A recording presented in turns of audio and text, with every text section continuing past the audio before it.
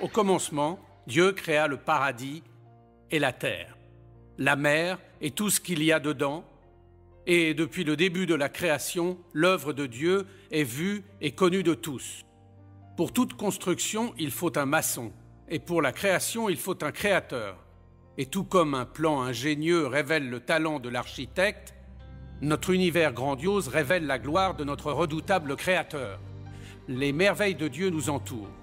Et tous ces prodiges en disent beaucoup sur notre créateur. La création nous révèle son pouvoir, sa sagesse, sa majesté et son amour. La création parle à ceux qui savent écouter.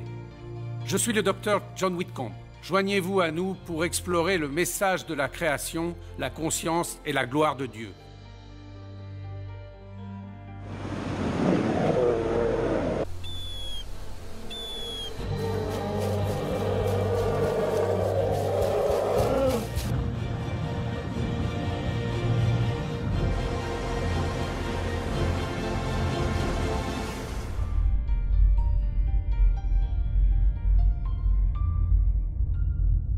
Dieu de pouvoir.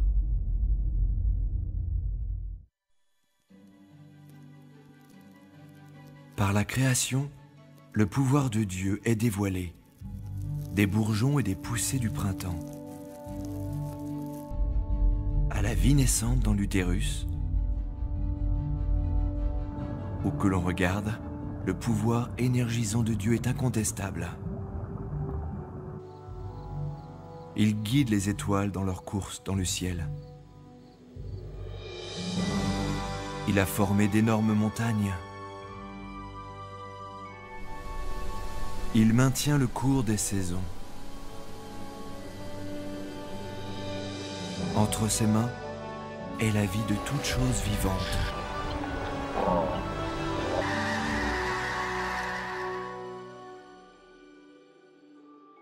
Et le fait que l'on ait un univers nous dit qu'il nous faut un créateur. Parce que vous voyez, l'univers a un début, et cela demande donc une cause. L'énergie dans l'univers a un commencement, et cela donc demande une cause. Certains peuvent dire, vous savez, ok, Dieu a créé l'univers, mais vous avez créé Dieu. Vous voyez, Dieu est éternel.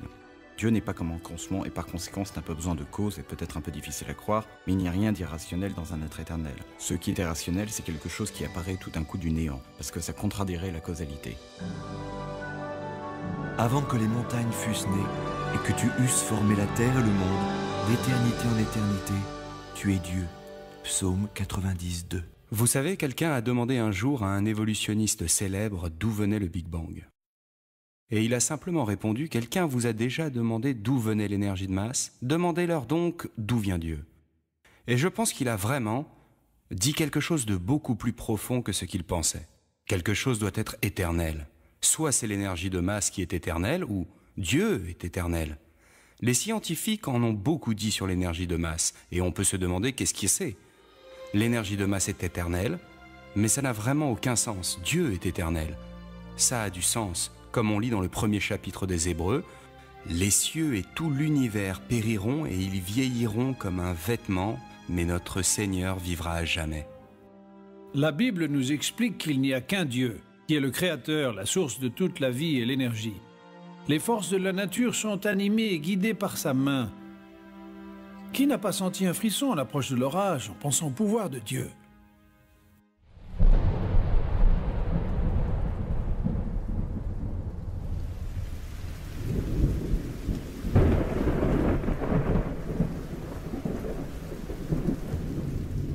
Ces éclairs illuminent le monde.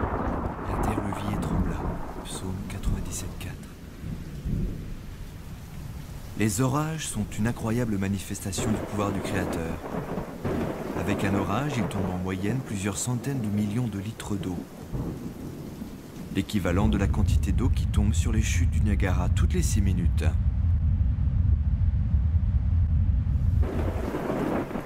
Et cet orage décharge 10 millions de kilowattheures en énergie, l'équivalent d'une ogive nucléaire de 20 kilotonnes. Les plus gros orages peuvent décharger 10 ou même 100 fois plus d'énergie. Et à tout moment, des centaines d'orages éclatent quelque part autour du monde. On compte jusqu'à environ 16 millions d'orages chaque année.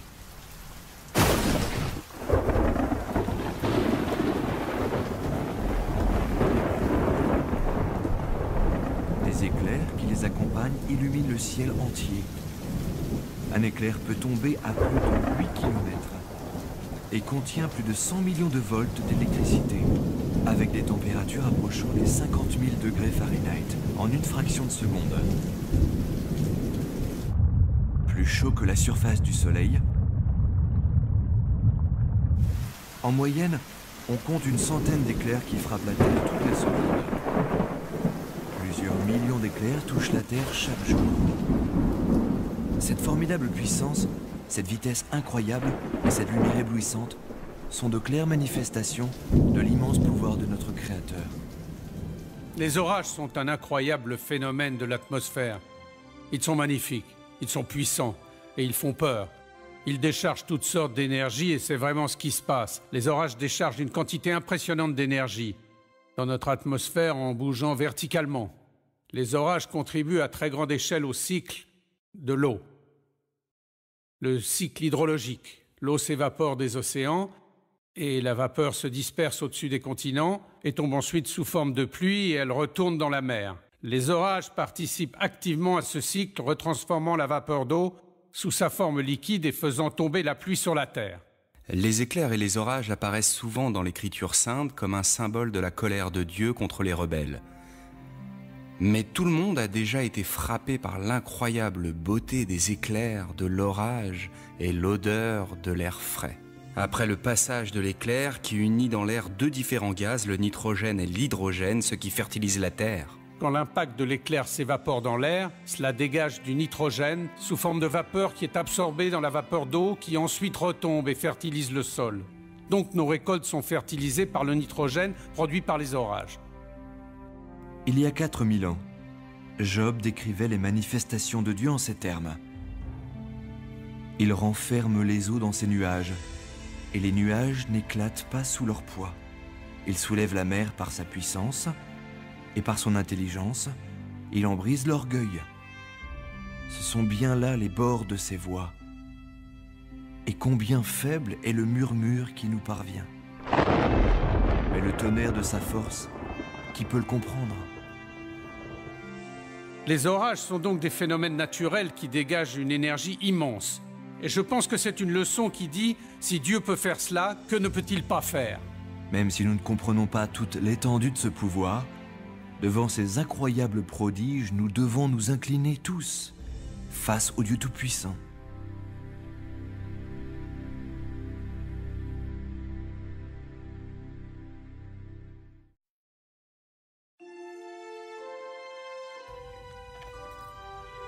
Levez vos yeux en haut et voyez qui a créé ces choses. À la grandeur de son pouvoir et de sa force puissante, pas une ne manque. Isaïe 40, 26.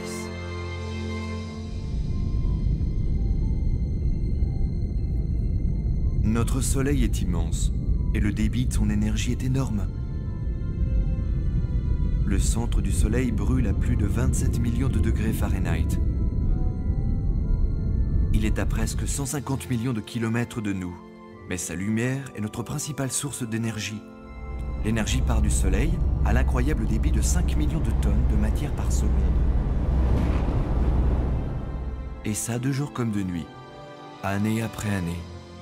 Il y a de nombreux exemples du pouvoir de Dieu dans la nature. L'univers entier a été créé par sa parole. Le psaume 33, verset 9 dit « Dieu a parlé et cela est, il a commandé et cela existe ». Un autre bon exemple, observez notre étoile la plus proche, le Soleil. Le Soleil dégage plus d'énergie en une seconde que ce que l'homme a produit depuis Adam et Ève. Le Soleil dégage en fait son énergie par fusion nucléaire, convertissant l'hydrogène en hélium, à très grande échelle. Et ceci est vrai pour toutes les étoiles dans notre galaxie de la Voie lactée. Nous estimons 100 billions d'étoiles, et au-delà, dans le fin fond de l'espace, il y a des centaines de billions d'autres galaxies. On ne peut même pas concevoir la quantité d'énergie et de pouvoir dont nous parlons ici. Tout ça créé par la parole de Dieu. Le soleil frappe la Terre et cela provoque tout le système de climat sur Terre. Les tornades, les ouragans, les orages, les nuages de pluie, le vent, tout ça est provoqué par l'énergie qui nous vient du soleil. Et l'énergie qui arrive sur Terre est seulement 1 billionième de la quantité d'énergie que dégage le Soleil.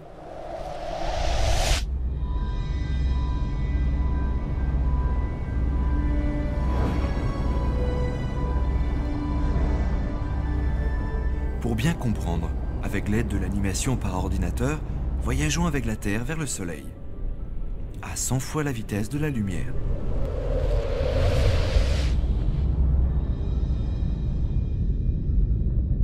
Maintenant, nous commençons à apprécier la magnitude de notre étoile.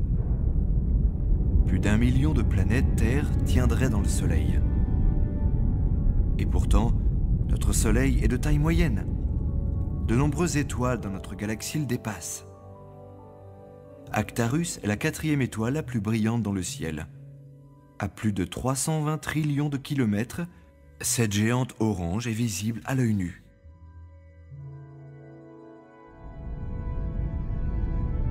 En rapprochant notre Soleil tout près d'Actarus, on peut voir son immensité. Actarus est 100 fois plus brillante, avec un rayon 20 fois plus grand que celui du Soleil. Et pourtant Actarus semble petite quand on la compare avec la supergéante Bételgeuse. Bételgeuse a un rayon 600 fois plus grand que le Soleil. De ton rougeâtre, cette étoile est 60 000 fois plus brillante que le Soleil. Mais pourtant, Bételgeuse n'est pas la plus grande étoile de notre galaxie. Plusieurs supergéantes rouges dans la Voie lactée sont encore plus grandes. Certaines ayant un rayon 1500 fois plus grand que celui du Soleil.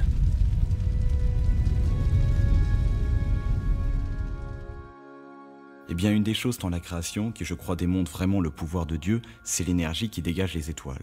Comme le Soleil qui dégage plus d'énergie en une seconde qu'1 milliard de grandes villes sur Terre. Et enfin, s'il y en avait, 1 milliard produirait en 1 an. Et on ne parle ici qu'une du seconde.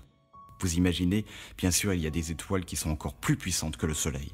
Imaginez toute cette énergie, toutes ces étoiles. Il y a des milliards d'étoiles dans la galaxie et des milliards d'étoiles dans d'autres galaxies. Et pourtant, la Bible décrit la création de toute cette énergie, tout ce pouvoir en une seule phrase. Et il fit aussi les étoiles.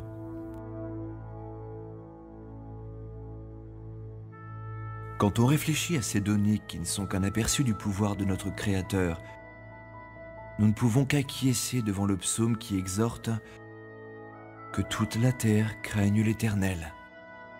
Bien sûr, les étoiles représentent plus qu'une énergie brute. Sans la lumière du soleil, toute la vie sur Terre périrait très vite. L'énergie du soleil qui donne la vie nous rappelle constamment l'amour éternel de notre grand Créateur. Le Dieu qui rayonne son don de lumière sur toute chose.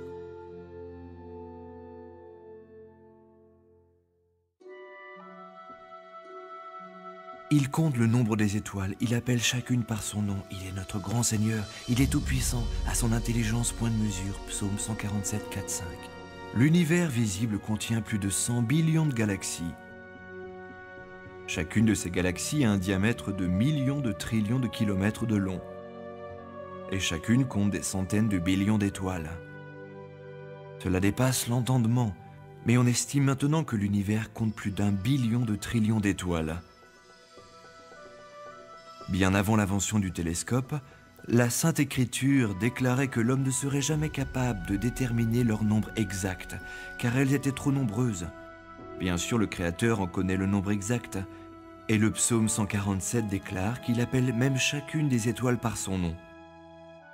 Le pouvoir de création lié à chaque étoile, la sagesse qui leur fait maintenir leur course et l'incroyable beauté qui brille dans tout l'univers nous confirment l'amour divin et la grandeur de notre Créateur.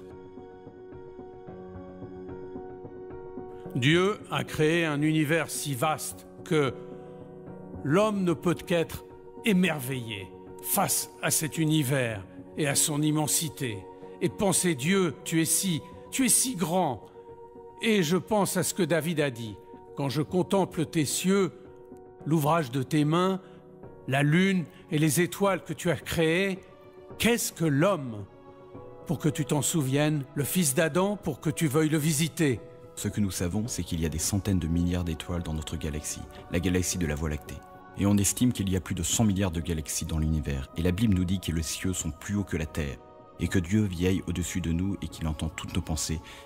Et quand on réfléchit une seconde, qu'on pense à l'immensité de l'univers, que l'on compare à la Terre, elle, tout juste une tête d'épingle en comparaison. Mais quelle est l'étendue de l'univers de Dieu? En voyageant à la vitesse de la lumière, à près de 300 000 km par seconde, nous ferions 7 fois le tour de la Terre en une seconde seulement.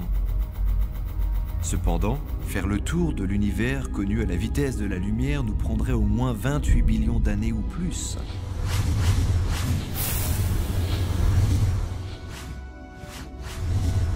Aujourd'hui, la plupart des astronomes constatent que l'univers semble s'étendre. Cela se confirme aussi dans la Bible où il est dit que Dieu étend les cieux comme une toile. Isaïe 40, 22. Il y a quelques exemples dans la Bible. De clairvoyance scientifique est un exemple qui me vient à l'esprit, et celui qui apparaît dans un essai au verset 40-22, qui parle de Dieu qui étend les cieux comme une tente ou comme une étoile. Et on peut dire c'est écrit d'une façon poétique, donc il faut faire attention.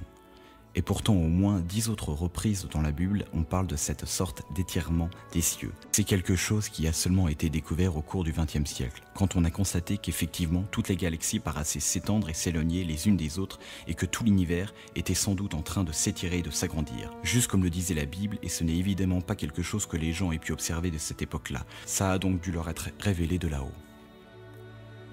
Incroyablement grand, contenant des galaxies spectaculaires, et d'incroyables nébuleuses. Vraiment, les cieux proclament la gloire de Dieu. Psaume 19, 1. Ce n'est pas seulement dans les forces visibles de la nature ou notre immense univers que l'on voit le pouvoir de Dieu, car il existe une énorme incroyable présente dans toute matière, même le plus petit atome, et voici un autre exemple qui illustre le pouvoir infini du Créateur. Réfléchis aux merveilles de Dieu, Job 37, 14. Lors du siècle dernier, les scientifiques ont découvert l'immense énergie présente dans toute matière. L'équation maintenant renommée E égale mc2 affirme que l'énergie potentielle de toute matière est égale à sa masse par la vitesse de la lumière au carré. Une des grandes découvertes du XXe siècle, c'est la découverte E égale mc2. Cette équation, presque tout le monde la connaît, mais ne sait toujours pas ce que ça veut dire. Ça veut dire que l'énergie est une masse. Ça ne veut pas dire que l'énergie peut être échangée contre la masse, mais plutôt que l'énergie est une masse. L'énergie a un poids. Si vous le mettez sur une balance, même la lumière qui entre dans cette pièce, si je la mets sur une balance, elle pèse juste un petit peu. Au siècle dernier, les scientifiques ont exploré le concept de l'énergie nucléaire, en relation avec l'équation E égale mc2, rendue célèbre par Albert Einstein. Dans cette formule, le m représente la masse ou la matière, et c'est la vitesse de la lumière.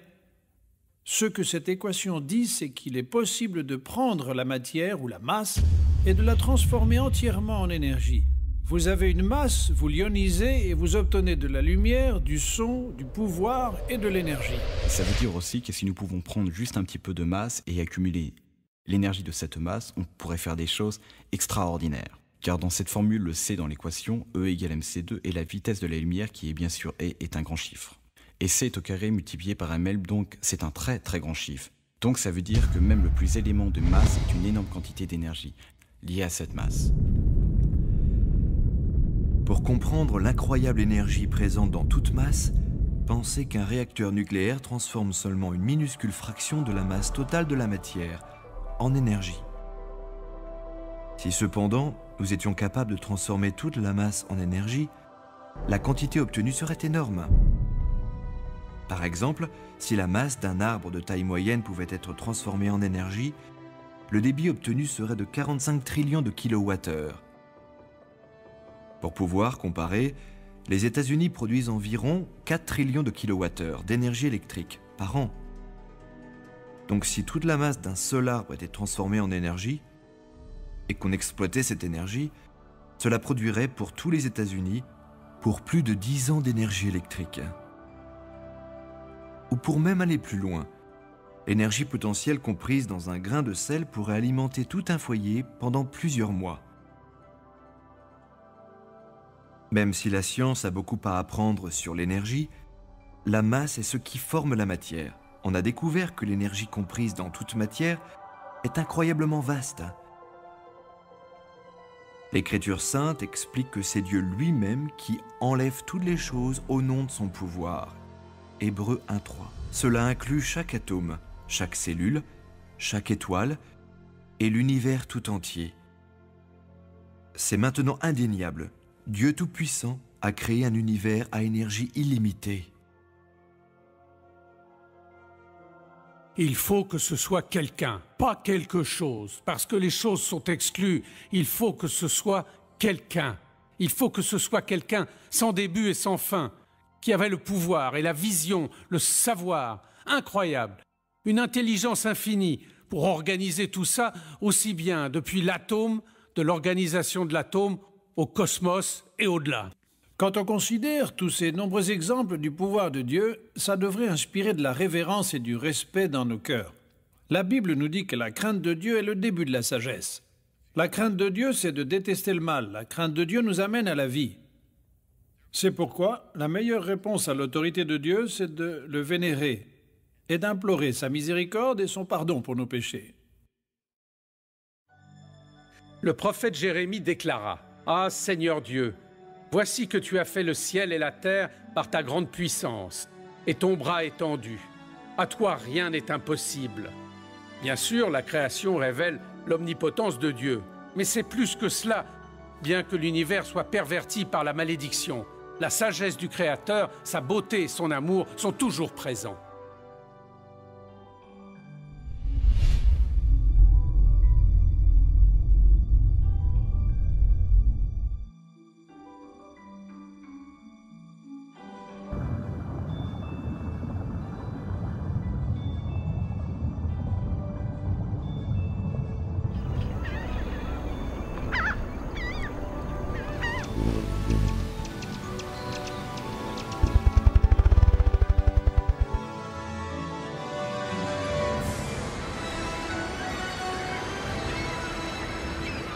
Dieu de sagesse.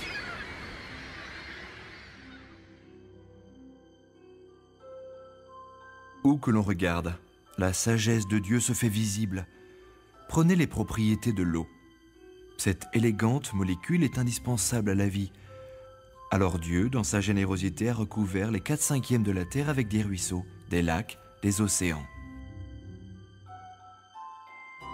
L'eau est parfaitement désignée pour maintenir la vie de chaque cellule et créature. C'est un excellent solvant qui refroidit et transporte. Ou regardez le monde des insectes. Chacune de ces incroyables créatures est dotée d'ingénieuses capacités qui dépassent de loin ce que fabrique l'homme.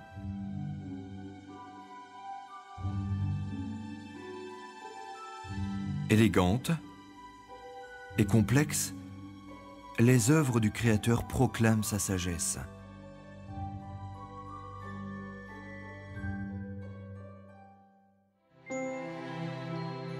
Il dispense la neige comme laine, psaume 147, 16. Il y a des milliers d'années, Dieu demanda à Job, « Es-tu parvenu jusqu'au trésor de neige ?» Or, personne vivant à cette époque ne pouvait vraiment connaître les trésors de la neige. Mais avec l'invention du microscope, on peut maintenant apprécier la complexité de ces flocons. Voici de réels flocons de neige qui sont arrivés sur Terre intacts. Les flocons de neige se forment dans les nuages où la vapeur d'eau se condense et se cristallise en glace. Les flocons grossissant, ces formidables motifs apparaissent. Complexes, symétriques et magnifiques. Ils sont incroyables à observer. Si on compare, la neige artificielle n'a jamais la structure élaborée des vrais flocons de neige. Les flocons de neige se créent à partir d'incroyables molécules d'eau. Chaque atome d'oxygène a un petit peu de charge négative et s'accroche à 2 atomes d'hydrogène qui ont un peu de charge positive. Et ils sont en fait de plus de 40 degrés Celsius de différence. Quand la molécule arrive au point de gel soudain, ils arrivent au moment où l'attraction électrique des charges positives et négatives les fait fusionner ensemble. Et c'est la source d'énergie. Ensuite, la forme que Dieu a donnée aux molécules d'eau se transforme pour donner ces magnifiques flocons. Chacun est unique, chacun est le reflet de la créativité de Dieu. Chaque jour, des trillions de trésors transparents de Dieu tombent sur Terre, pour notre joie et découverte. Et pourtant, il n'y en a pas deux exactement pareils. Moi, je crois que Dieu a construit toutes ces formes hexagonales déjà à l'intérieur de la molécule d'eau, parce que c'est étudié de façon à ce qu'ils s'assemblent. Il forme ces dessins hexagonaux, et plus de molécules s'ajoutent et ils s'agrandissent. Et chaque flocon de neige est fait littéralement de millions de molécules d'eau. Et même si chacun se construit d'une façon particulière, plus ils s'agrandissent. Quand les flocons tombent à travers les nuages à différentes températures, plus ils commencent à prendre différentes formes. Et donc, chaque flocon de neige va être légèrement différent par rapport aux autres. Chaque flocon se construit sur une base hexagonale et montre une formidable symétrie dans ses motifs. C'est sûr, le trésor de la neige existe bien, comme Dieu l'a déclaré il y a 4000 ans. Il y a deux choses sur les flocons de neige qui vraiment me passionnent. La première, c'est littéralement leur beauté. Vous les regardez et vous voyez tous ces dessins avec ces motifs plats et toute cette structure complexe. Et puis, il y a plus d'une centaine de types basiques de flocons de neige. C'est juste vraiment magnifique. Et ça me dit quelque chose aussi sur Dieu. Ça me dit que Dieu aime beaucoup la beauté. Et il m'aime aussi parce qu'il a créé toute cette beauté pour que je la regarde. Alors cela résonne en moi. La deuxième chose, c'est la façon dont les flocons sont structurés. Comment toutes ces molécules individuelles s'assemblent en suivant un modèle fixe constant qui revient régulièrement. Et ça me confirme que Dieu l'a conçu. Il y a aussi une interprétation spirituelle. Chaque flocon de neige est complètement différent. Comme chaque humain, chaque être est unique et spécial aux yeux du Seigneur. Comme la main créative de Dieu forme les flocons de neige avec amour, ainsi, il essaie de créer chaque personne en reflet de sa gloire. Comparés au reste de la création, les flocons de neige sont simples. Pourtant, l'attention du grand architecte, même pour les innombrables flocons de neige qu'il forme chaque jour, est une indéniable marque de son amour. Dieu a alors conçu non seulement les flocons de neige, mais aussi d'autres types de molécules, tout type de systèmes, avec des assemblages et des procédés que nous commençons tout juste à tenter de comprendre maintenant. C'est en partie pour ça que je suis un scientifique. Ça me passionne d'essayer de comprendre comment les choses se créent, comment elles fonctionnent, et j'applique des équations mathématiques à tout parce que je ressens que je touche la main de Dieu dans un sens.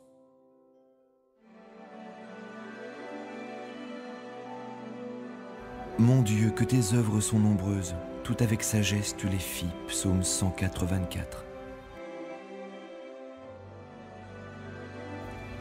Si de simples molécules d'eau formant les flocons de neige dévoilent une structure magnifique, considérez l'incroyable ingéniosité de celle des plus grandes et complexes molécules, comme l'ADN. L'ADN contient la base de toute vie, et c'est de loin le système de support d'information le plus complexe que l'on connaisse dans l'univers.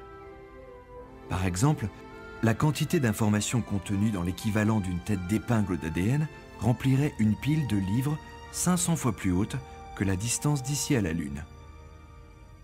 L'enchaînement de codes et la structure de cet incroyable système relèvent l'intelligence suprême de son créateur.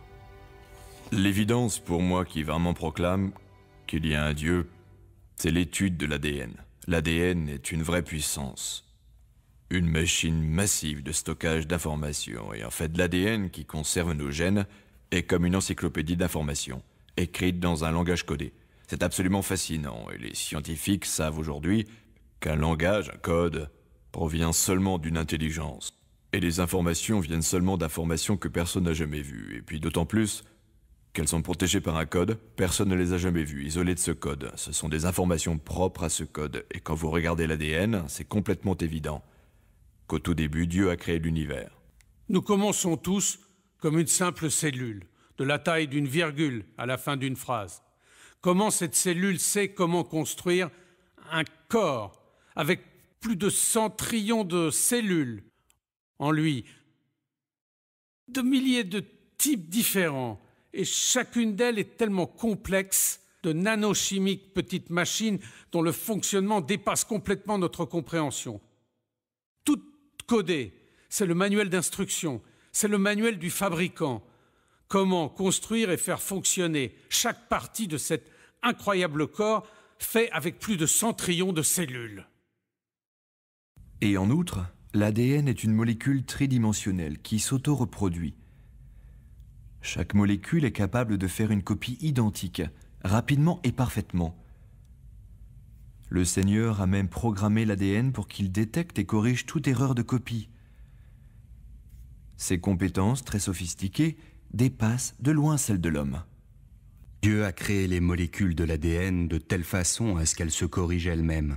Il existe des protéines spéciales appelées enzymes qui vont de haut en bas, le long de ces molécules, et qui vérifient et font des réparations. Et ça, toutes les minutes, voire toutes les secondes parfois.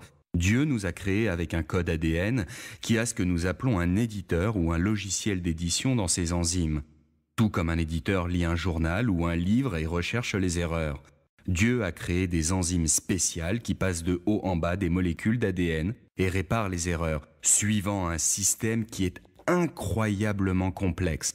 Il y a de nombreux exemples dans la création des choses qui viennent confirmer le Dieu de la Bible. Et parmi ceux-là, il y a notre ADN. L'ADN est des informations en lui. Il y a tout un groupe d'études scientifiques appelées sciences de l'information qui analysent notre information.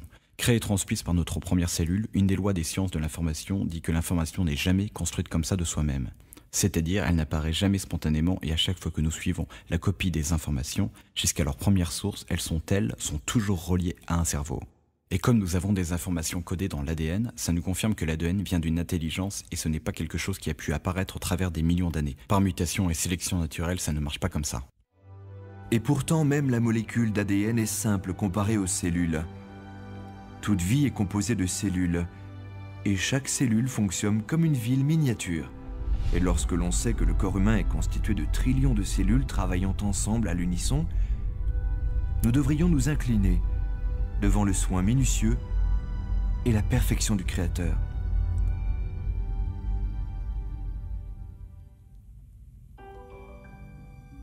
Dieu fournit au laboureur la semence et le pain qu'il nourrit. Corinthiens 2, 9, 10.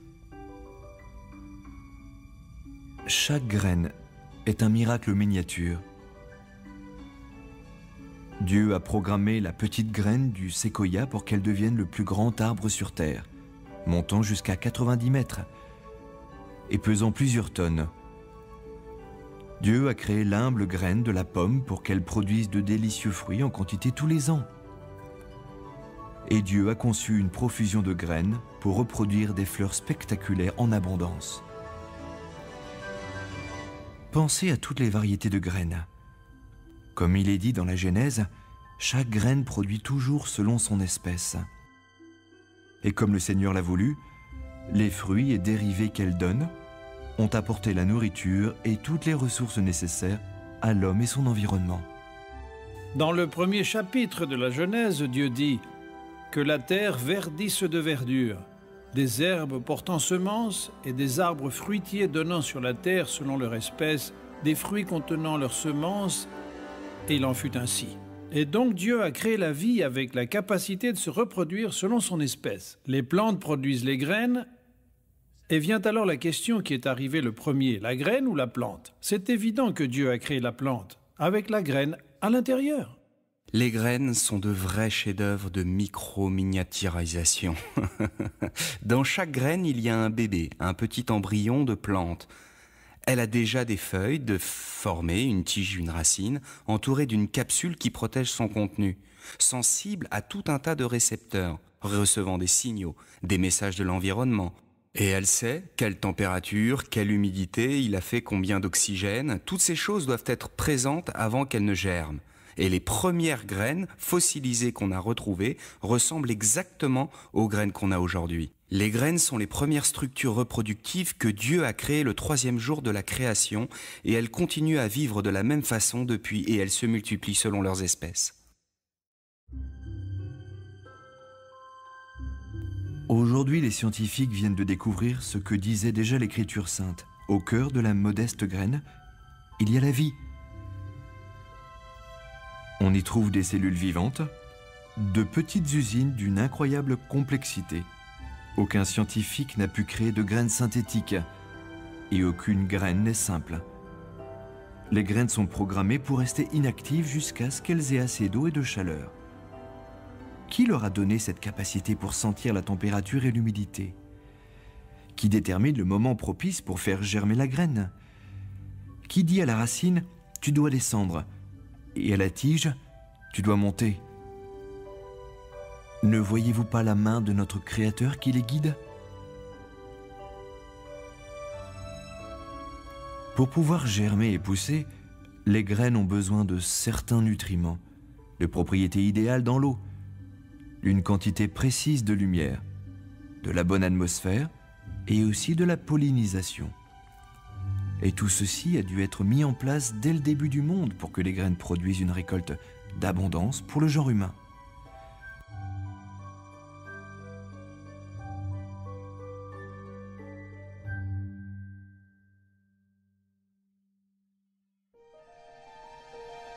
Observez les lys des champs. Si Dieu habille de la sorte l'herbe des champs, ne fera-t-il pas bien plus pour vous? Matthieu 6, 28, 30. Quel monde fade nous aurions sans les plantes et les fleurs? De la petite graine modeste à la magnifique floraison, les fleurs sont une particule de la splendeur de Dieu. Il y a une grande variété de plantes fleuries qui éclorent tout autour du monde. Et chacune de ces fleurs uniques, ses fruits et son parfum. Et quand elles s'épanouissent, leur parfum remplit l'air. Pensez que chaque fleur produit toujours son propre parfum particulier. Encore plus impressionnant, Dieu utilise les mêmes éléments, terre, lumière et eau, pour produire toutes ces éclatantes variétés. C'est incroyable. Mais certaines fleurs sont programmées pour savoir quelle heure il est. Les pavots de Californie, les belles de jour et les lys communs sont trois magnifiques exemples. Elles s'ouvrent et se ferment avec la précision d'une horloge. Elles sont sensibles à la pression atmosphérique, la longueur du jour, la température et l'humidité, et doivent avoir alors un biorhythme en elles-mêmes. Chaque feuille d'une plante est aussi une merveille. Bien avant que l'homme ne découvre comment accumuler l'énergie solaire, le Créateur a installé de miniatures panneaux solaires sur chaque feuille verte. Quand la feuille grandit, elle est programmée pour faire face au soleil, pour recevoir son énergie. Cette énergie active ses éléments chimiques. Au résultat, le dioxyde de carbone est absorbé, l'oxygène est relâché et l'hydrogène est utilisé pour fabriquer du sucre.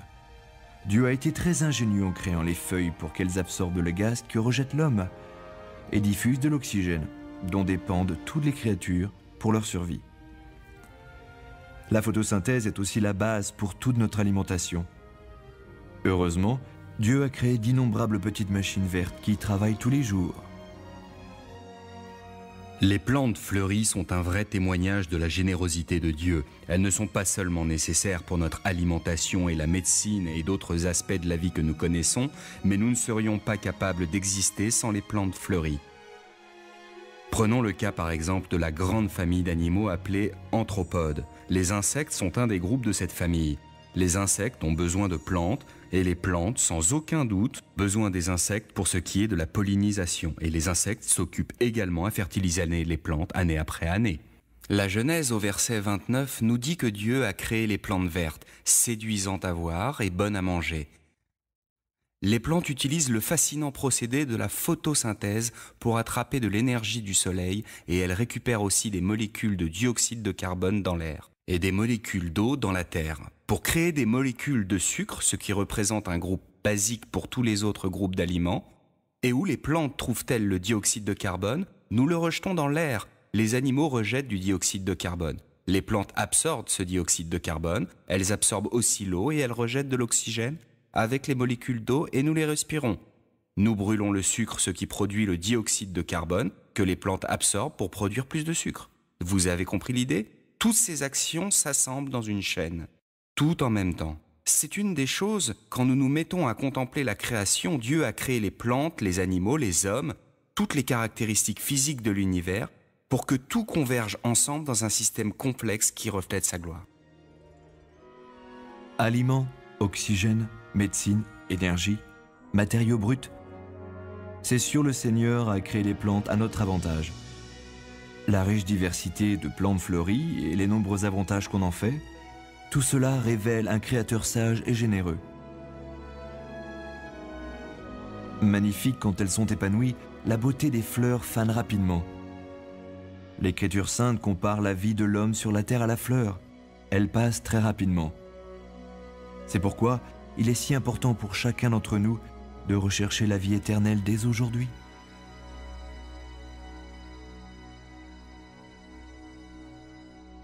Alors Dieu dit que les eaux grouillent d'un grouillement d'êtres vivants et que des oiseaux volent au-dessus de la terre. Alors Dieu créa tout ce qui est animé de vie, et Dieu vit que cela était bon.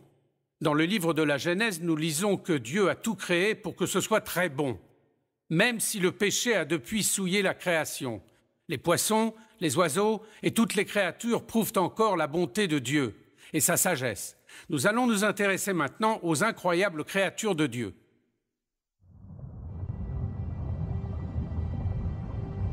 Vivant dans tous les océans du monde, existent des créatures plus magnifiques encore que ce que l'homme ne pourrait s'imaginer. L'immense diversité des habitants des océans montre l'incommensurable ingéniosité de notre formidable Créateur. Et chaque créature de la mer a été conçue avec une incroyable fonctionnalité. Dieu a équipé la pieuvre d'une espèce de jet à propulsion, d'un système de ventouse et de camouflage personnalisé bien supérieur à tout système créé par l'homme. Regardez cette pieuvre géante se transformer en rocher avec des algues. Sa couleur, sa forme, sa texture sont toutes transformées en un instant.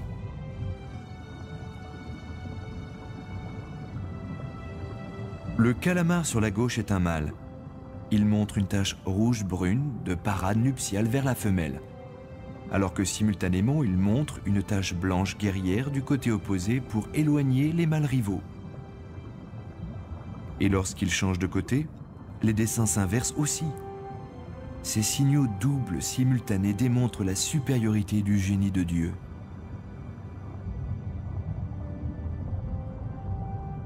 Les relations symbiotiques qui se développent sous l'eau révèlent une vision parfaite dans la conception du système.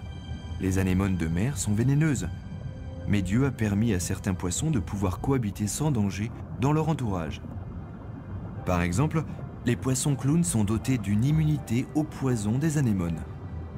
Ça ne peut pas être le fruit de l'évolution, car les générations antérieures auraient péri et auraient disparu avant de développer une immunité qui les protège.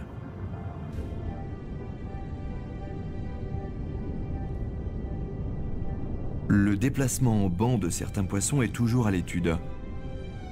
L'habileté du poisson qui s'élance avec des mouvements synchronisés est la marque de la main directrice d'un grand chef d'orchestre. Certaines espèces de poissons ont été désignées pour vivre à une profondeur précise dans l'océan. Cette caractéristique s'explique par une vessie natatoire spécialement conçue, qui sécrète des gaz dans la circulation sanguine, régulant leur tension et maintenant leur équilibre, et permettant aux poissons de survivre à différents niveaux de pression de l'eau entre les limites déterminées par le Créateur. Vraiment, une de mes créatures des océans préférées, c'est le nautile sacré ou le nautile cloisonné. Voici le coquillage comme vous pouvez en trouver dans les boutiques de coquillages de Floride. Et quand vous coupez ce coquillage en deux, regardez ça, toutes ces petites cloisons à l'intérieur. Et l'animal qui vit dans la dernière cloison, ici, ressemble beaucoup à un calamar. Il a beaucoup de petites tentacules qui sortent devant comme ça. Et toutes ces petites cloisons lui permettent de réguler sa profondeur comme un sous-marin le fait. À l'intérieur de cet incroyable calamar, il y a un cerveau, il y a un œil qui voit le monde comme nous le voyons. Il y a un système digestif avec des glandes salivaires et aussi un pancréas. Il a 3 cœurs différents, il est aussi complexe que nous à l'intérieur. Et pourtant, un fossile de ce genre de créature a été un des premiers fossiles retrouvés. Une complexité millénaire, c'est un formidable témoignage à la créativité de Dieu. Quand j'étudie les créatures des océans que Dieu a créées, je m'intéresse particulièrement aux poissons. Ce sont des créatures fascinantes, en commençant par leur habileté aérodynamique, le fait qu'ils aient été conçus pour extraire de l'oxygène de l'eau d'une façon aussi efficace, le fait qu'ils aient des valeurs esthétiques aussi agréables et aussi bien sûr l'excellente qualité qu'ils apportent à notre alimentation. Les poissons ont toujours été des poissons si l'on en croit les fossiles qu'on a retrouvés. Les poissons sont très certainement d'incroyables habitants parmi les créatures vivantes créées par Dieu.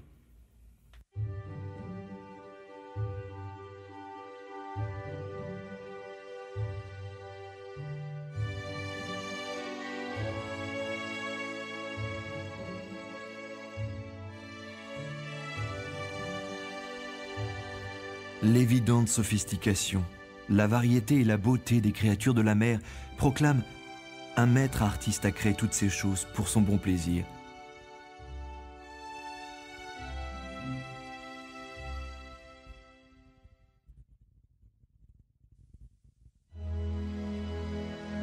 Regardez les oiseaux du ciel, Matthieu 6, 26.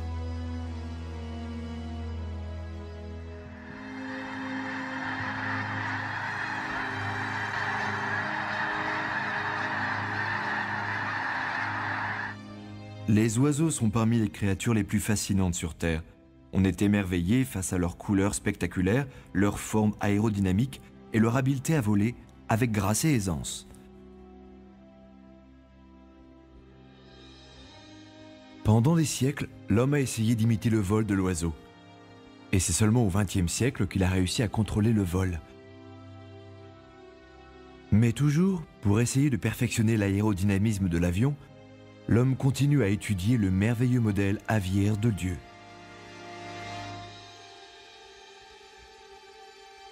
Regardez quelques caractéristiques du modèle du Créateur. Les os de l'oiseau sont très légers et pratiquement creux. Ils sont retenus à l'intérieur par des supports et alvéolés par des poches d'air. Ces os très légers sont tellement bien conçus pour le vol que les plumes de l'oiseau sont en fait souvent plus lourdes que leur squelette tout entier. Même son bec a été conçu pour ne pas l'alourdir. Il est fait de cornes très légères, au lieu d'os plus lourds. Les oiseaux ont aussi deux muscles pectoraux très résistants. Le plus grand contrôle le mouvement des ailes vers le bas, et le plus petit, le mouvement des ailes vers le haut. Et seuls les oiseaux ont été conçus avec des plumes. Les plumes isolent l'oiseau de la chaleur du soleil, les protègent du froid, isolent son corps de l'eau, et créent des surfaces de l'aile et de la queue indispensables pour voler. Chaque plume est connectée à un nerf et contrôlée par un muscle. Cette précision musculaire et ce contrôle permettent à l'oiseau de s'équilibrer dans l'air, se diriger et de freiner quand il ralentit pour atterrir. Les oiseaux sont vraiment d'extrêmement fascinantes créatures. Ils sont connus bien sûr pour leurs plumes, qui sont un vrai chef-d'œuvre de résistance et de légèreté combinés en même temps. Elles ont un tout petit système de barbules, qui sont un peu comme un genre de velcro, qui les maintiennent tout ensemble. Et les petites plumes ressortent de chaque côté du rachis, et ils peuvent les séparer, les fermer ou les ouvrir quand ils nettoient leurs plumes. Et chaque plume, tout le long du bout de l'aile, a une taille et une forme légèrement différentes, et elles sont toutes connectées les unes avec les autres. Ce n'est pas possible, vraiment.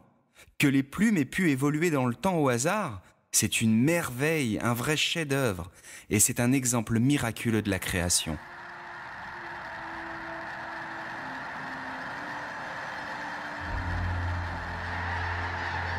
Un autre élément essentiel pour le vol de l'oiseau, ce sont les poches d'air qui se trouvent entre les organes de l'oiseau. Les poches d'air de l'oiseau sont reliées à ses poumons. Et pendant le vol, l'air circule par les poches. Ce système permet au tissu du corps de l'oiseau de s'alimenter rapidement en oxygène vital et lui permet de rester léger dans les airs. Tous les oiseaux sont fascinants, vous savez, ils ont un système de respiration que l'on n'a retrouvé chez aucune autre créature.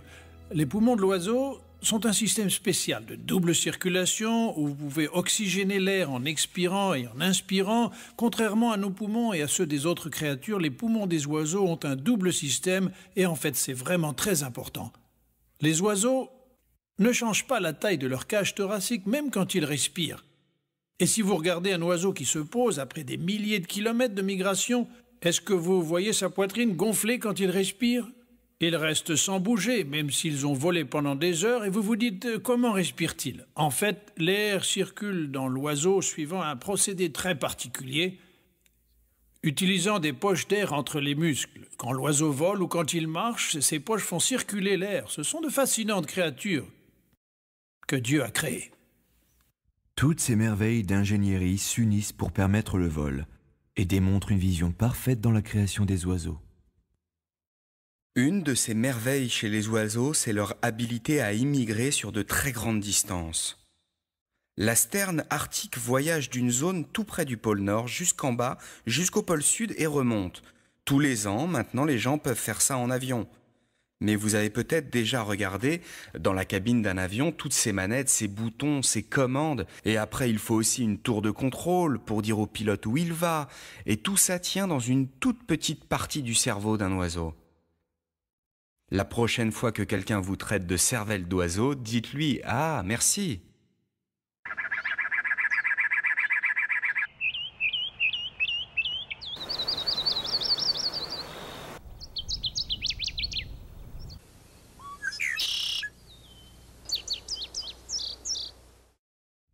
Le Seigneur a équipé chaque oiseau en raison de son rôle dans la vie. Pour le service de l'homme, chaque espèce d'oiseau a une zone de contrôle spécifique. Beaucoup servent à contrôler les insectes, d'autres à éliminer les carcasses. La famille des pinsons détruit les graines des mauvaises herbes. La chouette et le faucon contrôlent les rongeurs. Les bécasses ratissent les plages. Les oiseaux aquatiques maintiennent le bon équilibre du nombre de poissons. Le héron contrôle les grenouilles et les serpents. Avec son apparence gracieuse, son incroyable habileté aérodynamique et son usage pratique, chaque oiseau est un témoignage du savoir et de l'amour de Dieu.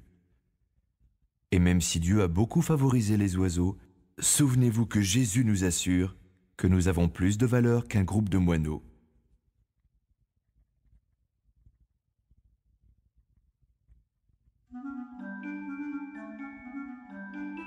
Que toutes tes œuvres te rendent grâce, Seigneur. Psaume 145, 10. Le colibri est une merveille d'agilité et de grâce. Ce sont les plus petits oiseaux. Leur nom leur vient du bourdonnement qu'ils produisent avec le battement rapide de leurs ailes. S'élançant de fleur en fleur, le colibri se pose en équilibre dans l'air. Il s'arrête pour siroter le nectar sucré. Et le colibri a été merveilleusement conçu pour cela. Dieu lui a donné un petit corps pour bouger facilement autour des fleurs. Un long bec fin comme une aiguille pour plonger profondément dans la cupule de la fleur. Et une langue spéciale idéale pour extraire le nectar.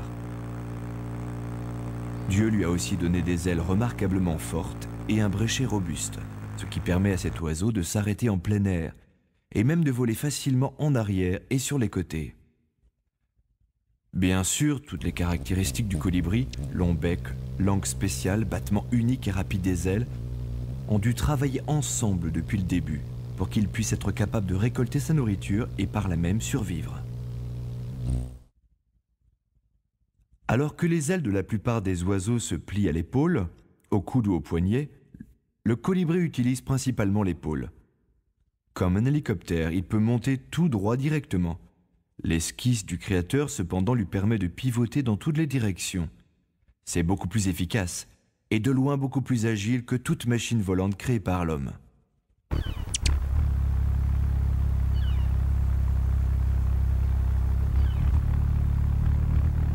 Les capacités du colibri sont époustouflantes. Quand il voltige, ses ailes battent 50 fois par seconde. Quand il vole tout droit, plus de 80 fois. Son cœur bat 21 fois à la seconde. Ces tout petits oiseaux ont un rythme métabolique qui est presque inimaginable. Leur rythme cardiaque est si rapide qu'il dépasse la limite des sons audibles. Vous pensez à ces petits colibris qui volent et migrent sur des centaines de kilomètres. Ils réservent de la nourriture pour faire ces voyages. Une différence de quelques fractions de grammes en nutriments et ils pourraient ne pas finir leur voyage. Et ces oiseaux sont une évidente preuve des merveilles de la création.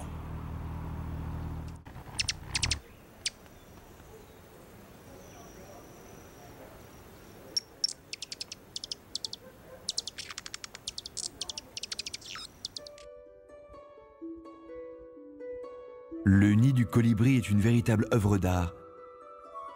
C'est la femelle qui en est l'artiste. Elle utilise de la fougère, des graines de pissenlit et d'autres mousses. L'extérieur est décoré avec du lichen, le tout attaché avec du fil de toile d'araignée.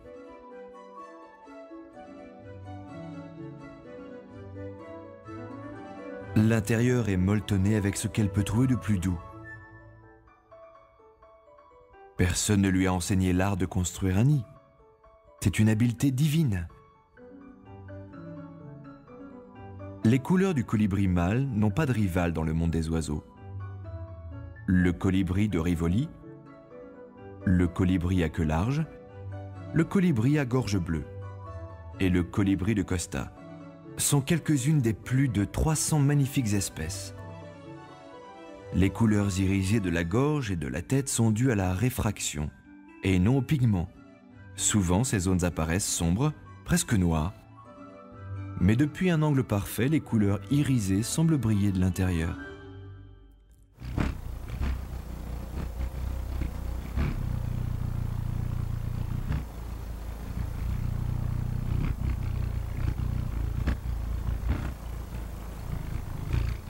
Chaque détail chez ces incroyables petits oiseaux démontre la généreuse disposition de Dieu.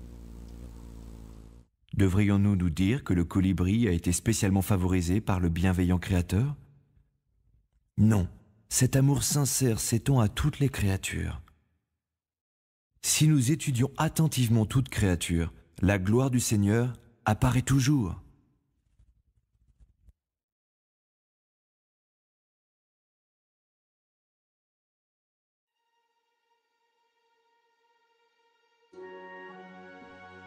Grandes sont les œuvres du Seigneur, dignes d'étude pour tous ceux qui les aiment. Psaume 111, 2.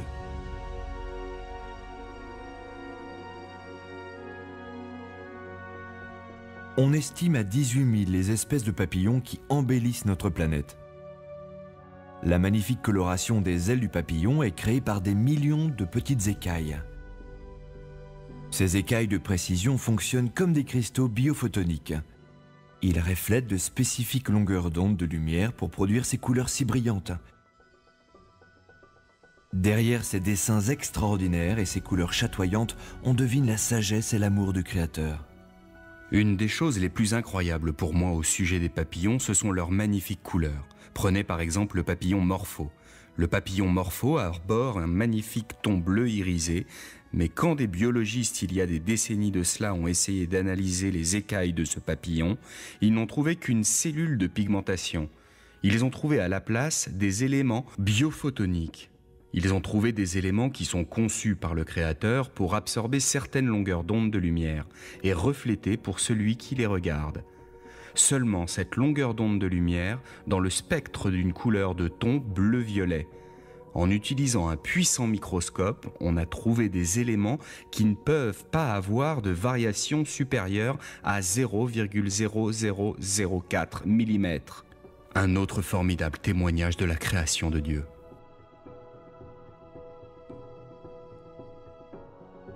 Tous les papillons subissent une incroyable transformation durant leur cycle de vie. L'insecte commence sa vie en œuf, puis devient chenille rampante et suit sa période de cocon. Pendant ce stade, la chenille commence à se contorsionner par à-coups réguliers, déchirant sa peau extérieure.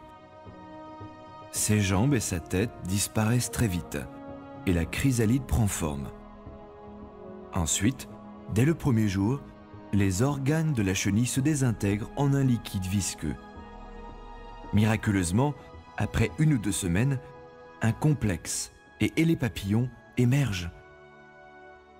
Cette métamorphose se déroule en juste quelques jours, et non pas quelques millions d'années.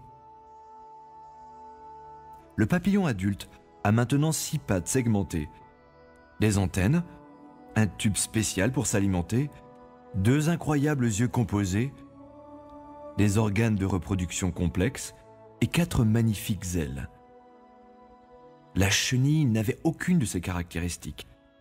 Il est clair que des instructions génétiques pour tous ces stades avaient été programmées chez l'insecte par le Créateur, depuis le début. Quand un papillon se transforme de chenille en chrysalide puis en papillon, c'est-à-dire 2 structures complètement différentes, une structure est pour la chenille et le stade initial, la seule chose qu'elle fait, c'est ramper sur ses pattes, sur des feuilles, elle rampe et elle mange toute la journée, jusqu'à devenir plus de 250 fois plus grande. Mais tout ce qu'elle fait et ça devient ensuite la chrysalide, avec beaucoup de liquide. Et ensuite ça ressort, avec une structure complètement différente. Et maintenant le papillon, qu'est-ce qu'il doit faire? Il est conçu pour voler bien sûr, et la chenille ne l'était pas. Il était conçu pour boire le nectar des fleurs et en même temps fertiliser les fleurs. Il a été conçu pour se reproduire, il a été conçu pour être capable de migrer d'un pays à l'autre à plusieurs milliers de kilomètres dans certains cas. Donc il a été conçu pour des choses bien spécifiques. La chenille avait une seule chose à faire, grossir, manger, grossir. Et le papillon a plusieurs choses à faire. Manger, grandir, fertiliser, se reproduire.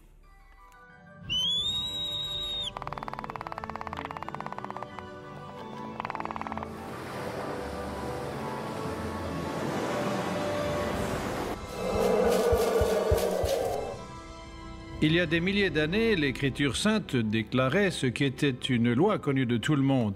Par exemple, dans le livre de Job, chapitre 12, on lit « Interroge pourtant le bétail, pour t'instruire, les oiseaux du ciel pour t'informer.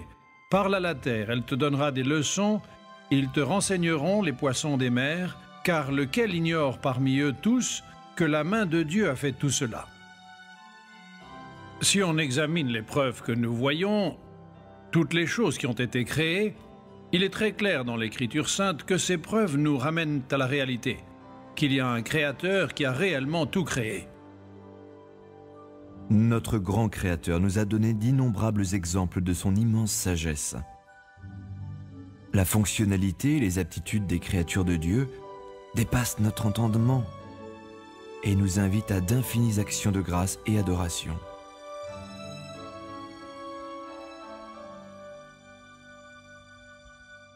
Puis Dieu dit, faisons l'homme à notre image, comme notre ressemblance. Genèse 1,26.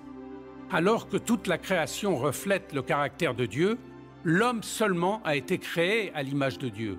L'homme a des distinctions physiques. Son cerveau est un chef-d'œuvre de complexité. Ses mains sont capables de faire le travail le plus précis. Et il marche debout. Pourtant, c'est la nature spirituelle de l'homme qui est spécialement unique.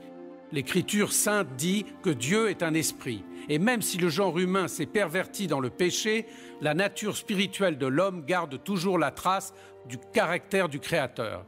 Par exemple, l'homme a le libre arbitre. L'homme sait la différence entre le bien et le mal. Seul le genre humain a produit de grands scientifiques, compositeurs, prophètes et poètes.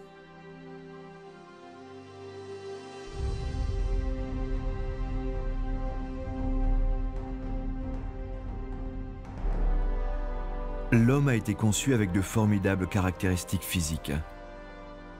Par exemple, l'œil humain bouge près de 100 000 fois par jour, avec mise au point automatique, et peut gérer 1,5 million de messages simultanément. L'œil se nettoie aussi tout seul, avec des essuie-glaces et produits incorporés. Et l'œil a aussi l'incroyable capacité de se former et de guérir tout seul. De plus, Dieu a conçu l'œil humain pour qu'il soit capable de distinguer des millions de couleurs, et son cerveau de sorte qu'il puisse apprécier toute la gamme de beauté qu'il a offert à la création. La majorité des gens ne se rendent pas compte que l'œil, en fait, fait partie du cerveau. C'est une extension comme un bouton, et chez l'embryon, ces boutons se détachent du cerveau. Et il y a une petite fenêtre qui se développe dans la peau, appelée la cornée des yeux. N'est-ce pas formidable ? La bille de l'œil se trouve précisément où la petite fenêtre se développe dans la peau pour qu'on regarde à travers. L'œil est sensible à la lumière à un niveau qui va de 10 billions à 1. C'est-à-dire de la chose la plus brillante qu'on puisse regarder, peut-être la neige brillant sous le soleil, jusqu'à un seul photon de lumière. C'est la plus petite unité de lumière possible. Et bien sûr, où que vous regardiez, la mise au point est automatique. Les deux yeux regardent le même point, où que l'on regarde. C'est comme quelqu'un avec une paire de pistolets à 6 coups qui pourrait tirer, et à chaque fois qu'il tire, les balles ne font qu'un trou.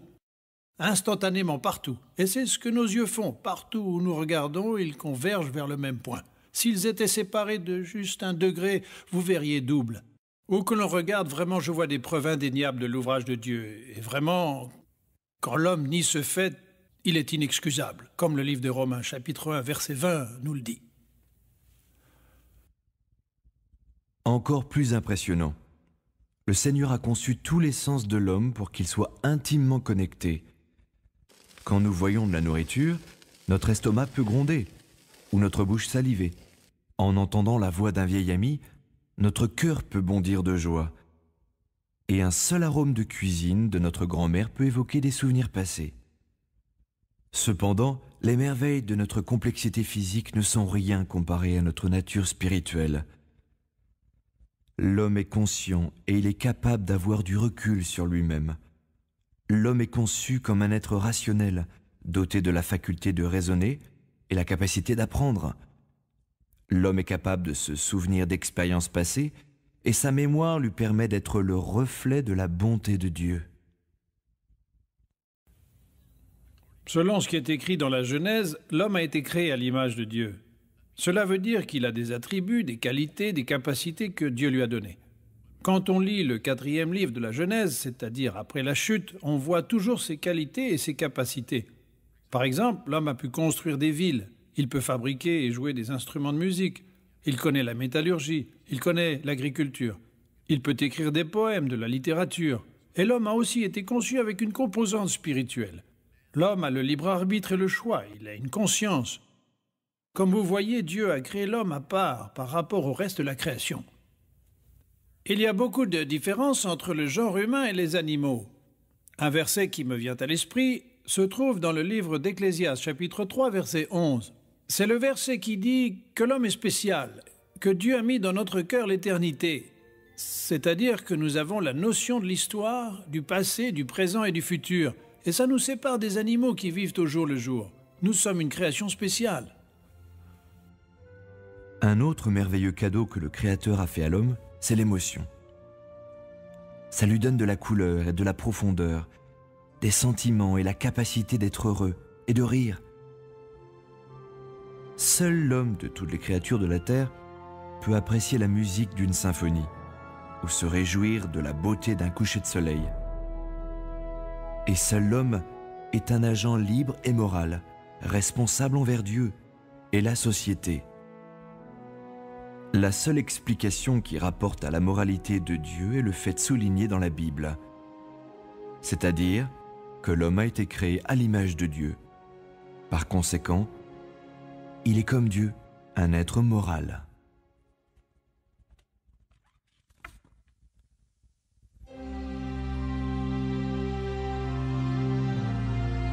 Dieu de justice.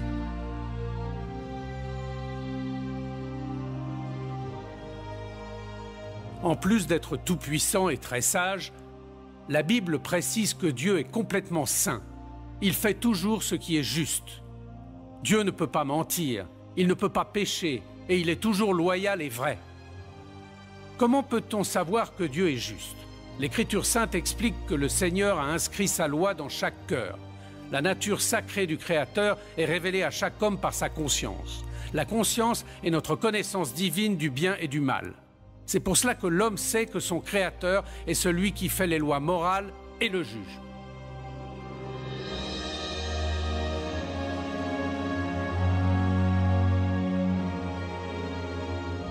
Soyez saints, car moi, Yahvé votre Dieu, je suis saint. Lévitique 19:2. Anna, avez-vous une conscience? Oui, je pense que j'ai une conscience. Est-ce que vous pensez que tout le monde a une conscience? Absolument. Mais vous avez une conscience? Oui. Et d'où est-ce qu'elle vient? Je ne sais pas. La Bible est très claire à ce sujet. La connaissance de Dieu est inscrite dans nos cœurs. Et même la notion du bien et du mal. Est-ce que tu as déjà dit un mensonge? Oui, Et qu'est-ce que ça fait de toi? un menteur. Un menteur, hein. Tu as déjà volé quelque chose? Oui, Et qu'est-ce que ça fait de un toi? voleur. Un voleur? Supposons que vous êtes dans une boutique, un magasin quelque part, et quelque chose dont vous avez vraiment besoin est en face de vous, personne n'est là à regarder. Vous réfléchissez, zut, j'ai oublié mon portefeuille. Mais pas de problème, personne ne regarde. Hop, dans la poche. Vous l'avez, vous sortez, personne n'a rien vu, et vous vous en sortez très bien. Au fond de vous, qu'est-ce que vous pensez? Le soir, quand vous allez vous coucher, qu'est-ce que vous pensez? Et je pense que tout le monde sait parfaitement bien, cette pensée va tournicoter dans votre tête. Eh oui, je l'ai volé. C'est notre conscience. Vous avez toujours fait usage de la conscience que Dieu vous a donnée? Non. Non. Est-ce que vous avez déjà prononcé le nom de votre Créateur, Dieu qui vous a créé avec tous vos attributs et tous vos dons? Avez-vous déjà utilisé son nom dans un juron? Ouais, j'avoue. Jésus a dit « Vous ne devrez pas commettre l'adultère ». Mais disons que si tu regardes une fille avec envie, tu commets l'adultère dans ton cœur. Est-ce que tu as déjà regardé une fille comme ça? Ok, donc tu as déjà désobéi à ce commandement alors? Dieu sait qu'il a écrit sa loi dans la conscience de chaque homme. Donc, tous les hommes sont inexcusables. Tout le monde sait quand il a péché. Tout le monde sait qu'il a désobéi à sa loi et tout le monde sait que c'est mal. On a la capacité de reconnaître le bien du mal, on a la capacité de savoir si on a bien fait, et Dieu doit aussi savoir. Il doit être celui qui a inventé la moralité, c'est sûr, oui. Non, ce qui est bon. Parce que sinon, comment on sait ce qui est bien ou mal? Oui, c'est pour ça incroyable. Le fait que tout le monde connaisse le bien du mal, qu'est-ce que ça te dit sur le caractère et la nature de Dieu? Qu'il est juste. Si Dieu devait juger selon les principes divins, est-ce que tu es coupable ou innocent? Coupable. Alors, si tu es coupable parce que tu as blasphémé, menti, volé, le jour du jugement, Dieu t'enverra au paradis ou en enfer en se basant sur les 10 commandements? J'irai très certainement en enfer. Devons-nous faire face au juge tout-puissant? Oui, c'est certain. Et si c'est le cas, nous serons jugés, coupables pour ce qu'on a fait. Ma conscience me dit qu'il y a quelqu'un à qui je dois des comptes. Et c'est mon Créateur. Et je sais que je n'ai pas vécu à la hauteur de ses espérances. Est-ce que tu as déjà utilisé le nom de Dieu pour rien, par exemple, oh mon Dieu? Oui. Est-ce que tu peux penser à un moment où ta conscience s'est mise à crier pour quelque chose que tu as fait dans le passé, où elle t'a dit « Alan, fais pas ça » ou « Alan, tu ne devrais pas faire ça ». Oui. Si tu peux t'en souvenir, tu crois que notre Créateur s'en souvient? Oui. Tu crois que la conscience nous dit qu'il nous faut un sauveur? Oui. Et vous savez qu'il nous a fallu un Dieu qui nous aide personnellement et nous protège, mais d'une justice redoutable. Et c'est la seule façon possible. On ne peut pas changer les lois de Dieu. Il n'y a que lui qui ait pu mettre cette conscience en nous pour que nous puissions ressentir. C'est réellement Dieu que nous ressentons à travers notre conscience. Si la création met en avant les merveilles de Dieu, cela présente un message mixte. Car au milieu d'autant de beauté et d'ordre, on trouve aussi la maladie, la déchéance et la mort. Et sans surprise, il n'y a que la Bible qui explique cette apparente contradiction. Au tout début, Dieu créa toutes les choses parfaites. Cependant, l'homme reçut le libre arbitre et un choix. Malheureusement, il choisit de se rebeller contre son Créateur. Et Dieu punit Adam. Et le péché apporta souffrance et mort. La malédiction décrite dans la Genèse affecta toute la création. Et aujourd'hui, on en voit les horribles résultats. Cependant, il y a de bonnes nouvelles. Avant la fin des temps, Dieu a un plan pour sauver l'humanité. Parce que le péché demande la peine de mort, le Créateur est descendu sur terre comme un homme, a vécu une vie sans péché, et il est mort pour payer la peine de nos péchés. Il est ressuscité d'entre les morts, et il offre son pardon, et la vie éternelle à tous ceux qui le suivront.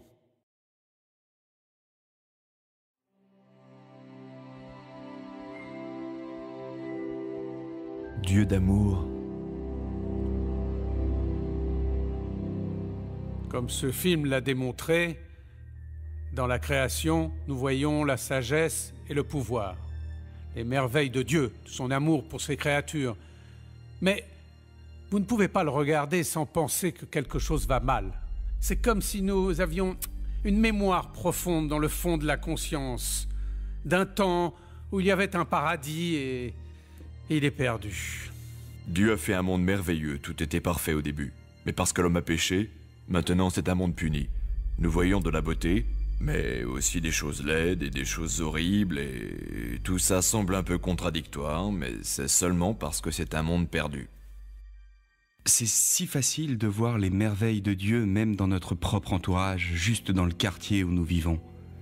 On voit des oiseaux qui s'envolent au-dessus des haies, de magnifiques fleurs colorées, la beauté d'un coucher de soleil. Pourtant, plusieurs d'entre vous ont sans doute du mal comme moi quand j'étais jeune homme, étudiant la biologie, car quoi penser des défauts de naissance, des maladies, des désastres du feu, des inondations, des guerres, des plagues? Où est Dieu dans toutes ces choses-là? Est-ce que c'est le Dieu des merveilles qui a fait cela? La Bible nous répond très clairement non. Le Dieu des merveilles, c'est celui qui a créé les merveilles que nous voyons, la beauté de la maquette de sa création. Malheureusement, les hommes se sont rebellés contre Dieu. Mais ce qu'a fait Dieu est absolument merveilleux. Même si nous nous sommes rebellés contre lui et nous ne méritons pas d'avoir vécu, nous ne méritons pas de vivre, il est entré dans notre histoire pour devenir l'un de nous. Jésus a dit, Dieu aime vraiment le monde. Aime vraiment le monde. Il nous a donné son Fils unique. Vous donneriez votre Fils en sachant qu'il va être haï et condamné, attaché, mordu, humilié et crucifié? Dieu savait ce qu'il allait arriver. Et je pense souvent à Jésus. Il savait depuis la veille des temps ce qu'il allait souffrir. Certains peuvent se demander si un homme marchant sur les chemins poussiéreux d'Israël il y a si longtemps pouvait vraiment nous sauver de la mort, comme il pourrait vraiment nous donner une vie éternelle. Mais rappelons-nous que le Christ qui est mort pour nous, c'est le créateur de la vie. Quel Dieu merveilleux, le fait qu'il entre dans notre histoire pour venir payer le prix de nos péchés, et il vient nous offrir après ça le salut pour nous sauver après ce qu'on a fait. Parce que quand on y réfléchit, on a commis un acte de haute trahison envers le Dieu de la création. Et pourtant, il nous aime tellement qu'il est entré dans notre histoire pour payer le prix de nos péchés, pour qu'on puisse passer l'éternité avec lui. Waouh, quel Dieu formidable! Selon l'Écriture sainte, le plus grand créateur, ce n'est pas seulement celui qui a tout créé, mais celui qui nous sauve de nos péchés. Jésus-Christ est descendu sur terre, il a vécu une vie parfaite à nos côtés, il est mort sur la croix, son sang a coulé, et 3 jours après, il a ressuscité, il vit aujourd'hui. Et tous ceux qui croient en lui et sentent sa présence, et reconnaissent ce que nous sommes et ce que nous faisons, et demandent le pardon, et se repentissent de leurs péchés, peuvent entrer en relation avec le Créateur, et ce, pour une éternité. C'est ça la bonne nouvelle. Peut-être que la plus grande des merveilles de tous les aspects de la création, c'est que Dieu ne nous laissera pas tomber. Il a envoyé son propre Fils pour restaurer les choses et nous attendons son retour un jour. Et quand ce jour arrivera, les loups et les agneaux vivront ensemble, rien ne sera blessé ou détruit. Et dans toutes les montagnes sacrées, la terre sera pleine de la connaissance de Dieu.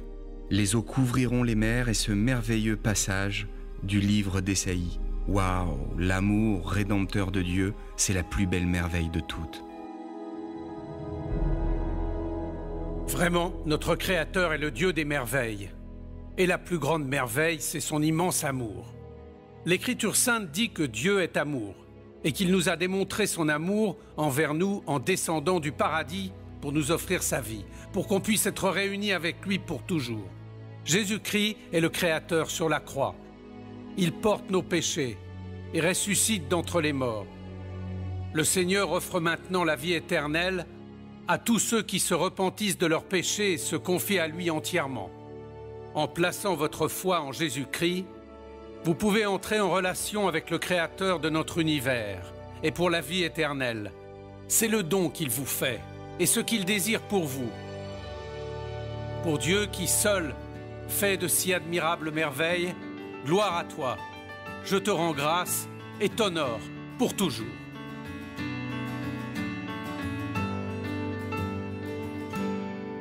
Bless the Lord, oh my soul, bless his holy, his wonderful name. Bless the Lord, oh my soul, for his love will forever remain. Your Creator is worthy of praise. Your Sustainer has poured out his grace. He poured out his mercy on those who would fear him. He poured out his love, his forgiveness of sin. Bless the Lord, oh my soul, bless his holy, his wonderful name.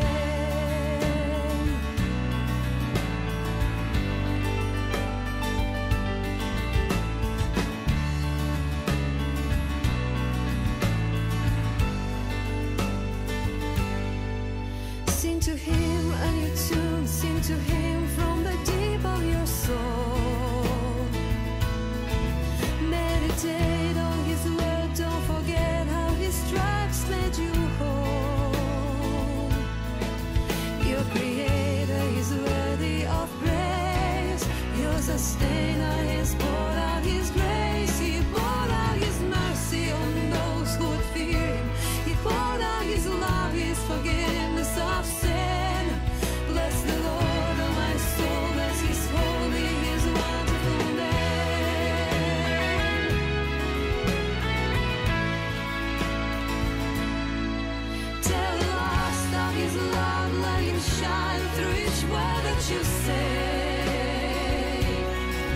trust